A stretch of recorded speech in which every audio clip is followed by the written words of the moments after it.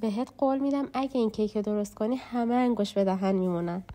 سلام، به کانال یوتیوب ما خیلی خوش اومدید. امروز قراره یک کیک خیس شکلاتی خیلی خوشمزه با یه بافت متفاوت براتون درست کنم. بریم که با هم درستش کنیم. موادی که برای درست کردن این کیک نیاز داریم: شکر 1 و 1/2 لیوان، روغن 1 لیوان کامل، شیر هم 1 و 1/2 لیوان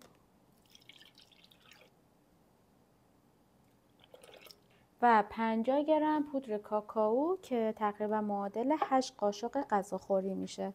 من اینو الکش میکنم. اگه ویدیو رو دوست داشتین خوشحال میشم ما رو سابسکرایب کنین. بریم برای هم زدنش.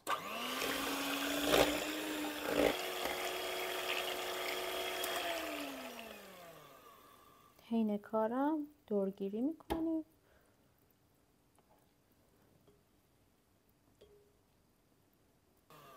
و به اندازه 1 لیوان از این سس رو کنار میذاریم برای آخر کار.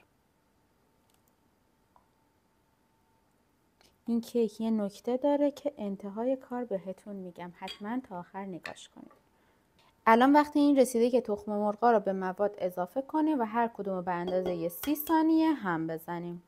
توی این مرحله هم وانیل رو اضافه کنین که بوی بد تخم مرغ گرفته بشه. بیکینگ پودر و آرد رو مخلوط میکنیم. حالا آروم آروم آردا رو بهش اضافه میکنیم. یه نکته که خیلی مهمه برای بهتر شدن بافت کیکتون اینه که حتما باید دورگیری کنیم. بافت کیکتون رو خیلی بهتر میکنه. بریم که توی قالب بریزیمش.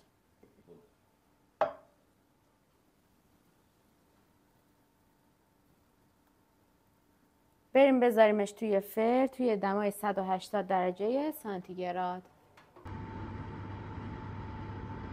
کیک ما هم آماده شد. بذاریم یکم از دما بیفته، بعد از قالب جداش کنیم. کیک رو به هر چند قسمت که خواستین برش میزنین. همونطور که میبینید روی کیک چندین سوراخ ایجاد میکنم تا سس بهتر به داخلش نفوذ کنه.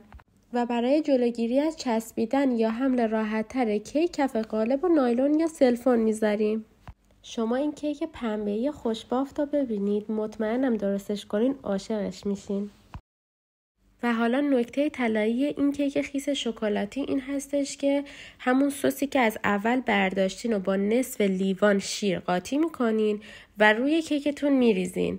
حالا تقریبا 2 الی 3 ساعت کیکمون رو میذاریم توی یخچال تا مواد به خوردش بره.